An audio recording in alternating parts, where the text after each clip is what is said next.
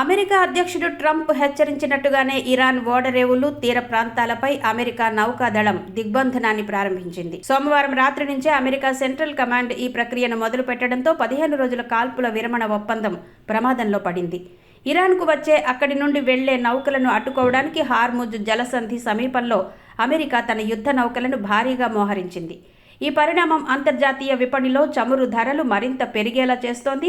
ఇది ప్రపంచ ఆర్థిక వ్యవస్థపై తీవ్ర ప్రభావం చూపే అవకాశం ఉంది. ఈ దిగ్బంధనం కోసం అమెరికా సుమారు 15కు పైగా అత్యాధునిక యుద్ధ నౌకలను రంగంలోకి దించింది. ముఖ్యంగా F-35B స్టెల్త్ ఫైటర్లు, హెలికాప్టర్లు కలిగిన USS ట్రిపోలి యుద్ధ నౌకను మోహరించడం ద్వారా ఇరాన్పై ఒత్తిడిని పెంచింది. అయితే ఇరానేతర దేశాల ఓడరేవులకు వెళ్లే నౌకలకు హార్ముజ్ వద్ద మినహాయింపిస్తున్నట్టు అమెరికా స్పష్టం చేసినప్పటికీ ఈ ప్రాంతంలో ఉద్రిక్తతలు పతాక స్థాయికి చేరాయి.